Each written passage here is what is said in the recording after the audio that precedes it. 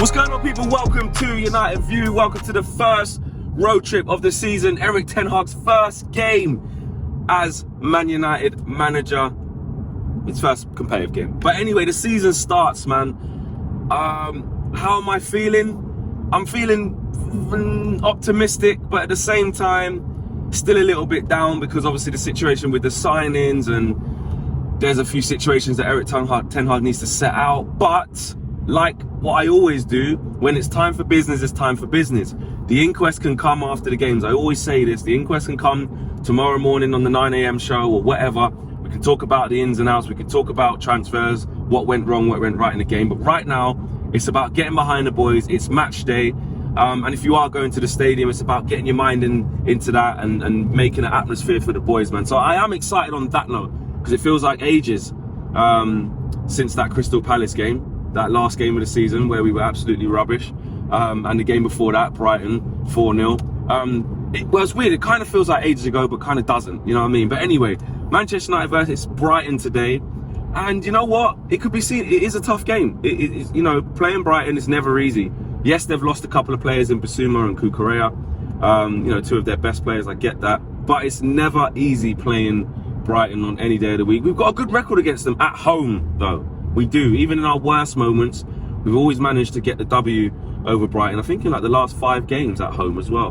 And I think there might have been one draw in there. Or it could have been a defeat. I remember going to that game as well. But you know, you have to be positive. And for Ten Hag especially, you know, it's been a difficult week for him. It's almost like he's got back off the tour and it's straight into the fire. Like I've been saying, baptism of fire. You know, he's got to sort out the Ronaldo situation. He's got to sort out with questions about the players' discipline. He's got to sort out questions about signings and not getting Frankie de Jong. And these are all things that are part and parcel of being a Manchester United manager, especially with where we're coming from, which is not a very good place. But I think this is the perfect time for him to, you know, get a message through to the players. And it's the perfect time for the players, actually, to be fair, away from the manager. It's the perfect time for them to start beginning to undo what was the back end of last year. Ten Hag spoke about it in, well, not just the back end of last year, all of last year. Ten Hag spoke in a press conference that he's not looking backward, he doesn't care what happened before, he's looking forward, and I get that. But us as fans, we still remember, and I'm not saying that these players are going to fix everything, because we know we need signings, because eventually, even if we win today or do really well in the first few games, you know, we're not overly confident for the rest of the season, but we still need to go into it, these players at least, and give it their all. If they're not up for it, first game of the season, home game, new manager, Old Trafford rocking. If you're not up for it then, to run around and put the energy in and play with intensity and fight for every ball, then they're never going to be ready. Do you know what I mean? I'm going to go on the side of the stuff that I saw on tour, the positives that I saw on tour, because it's not time to talk about signings. Let's talk about the players that we already got.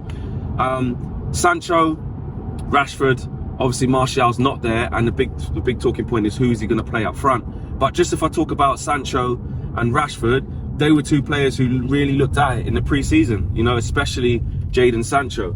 So hopefully he's back from his illness, which I believe he is. He needs to be starting 100%. And I just want to see that front three, whoever plays in the striker position, whether it's Ronaldo for however long he can last for, or Bruno as a false 9, or whether it's Rashford up front and he goes with something different. I just want to see them at it and winning the ball back. I want to see us on the front foot. I want to see the hunger from the players first game of the season. Albeit, don't get me wrong, yes, if we win the game, we can't get carried away, but we can only talk about the game that we're in. You have a look at some of the other teams that have played. You know, you look at Arsenal, they were really positive about their performance. You look at Spurs, same thing. Liverpool, up and down, had a difficult time against Fulham. Chelsea weren't that great. And yes, in the grand scheme of things, it's about getting points and getting off to a good start. But you also want to take some positives away from the performance, you know what I mean? And I think that Erik ten Hag has done enough with this team in that short space of time for us to have got a glimpse over what he's able to do and how he's able to set us up.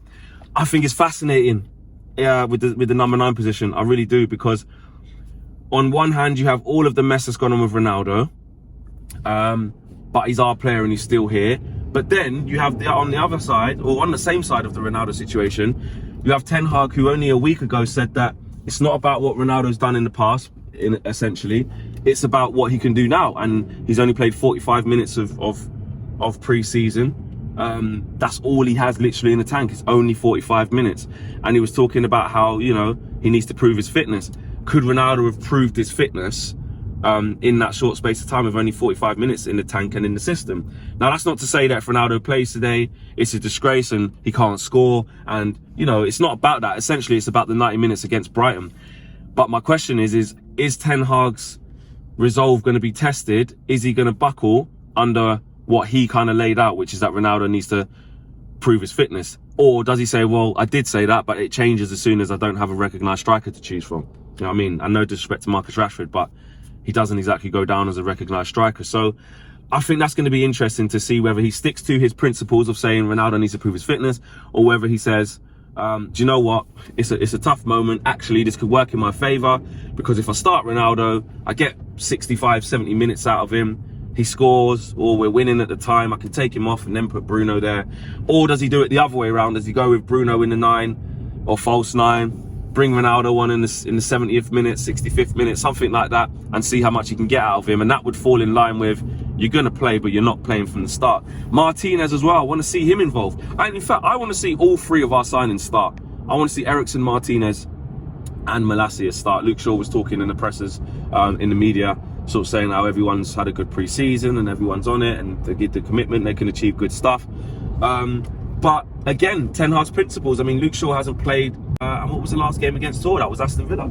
So he hasn't played since then, which actually is a couple of weeks ago. He hasn't had any minutes. Didn't play against Rayo Vallecano, didn't play against Atletico Madrid. So again, by Ten Hag's watch, or by Ten Hag's philosophies and principles, which he's told us is that people got to prove their fitness, they've got to get up to speed. Now, obviously, Luke Shaw was playing before that, so he's definitely way ahead of Ronaldo in terms of fitness. But it'd be interesting to see whether he goes with Malacia, who, you know, has been looking sharp in the last few games that he's played, or his first home game. You know, Luke Shaw knows what it's all about. Does he just go with Luke Shaw even though he hasn't played in the last couple of games? So that's interesting as well. But Martinez, I really want to see him start from the off, and Eriksen as well, because, you know, at the end of the day, we need to move away from McTominay and Fred just being in the pivot. The midfield needs to change, and I know we haven't got a number one target, Frankie de Jong and whoever else, but it needs to start changing. Eriksen is a good enough player to be able to come in and change the dynamic of our midfield straight away. To me, he's our second best midfielder straight away. Some may even say they prefer him to Bruno. And I know that might be premature because he hasn't kicked the ball for us in the Premier League, but in terms of his playing style, some people would argue that they prefer Eriksen's playing style over Bruno. But, you know, there you go. But whichever way you look at it, he's one of our best midfielders. So I want him to start. Predictions. Do you know what? I said to myself that I'm going to do a prediction, and the only reason why, and I've already done one to be fair on the preview, but I'm going to stick with it. But it's a new manager. He deserves my full backing with my full chest. If I put it out there and it don't work, then I'll fall back to last season. Do you know what I'm saying? I'll fall back to not giving the predictions and stuff like that. But you know what? I actually believe in the boys today. I believe that, of course, there'll be tough moments. I don't think it'll be plain sailing. But I think we'll win 2-0 today. I do. I think it will end up being a fairly decent day at the office. I don't think we'll blow them away, but, you know, I think we'll get a 2-0 win. So that's my predictions for the game. Let me know what yours are. Make sure you join the live match view with KG and Owen and DJ and the guys in the studio as well as all of the reaction after the game. Come on, Man United. Please, just please, man. Please, just 3 points. Please. Anyway, peace.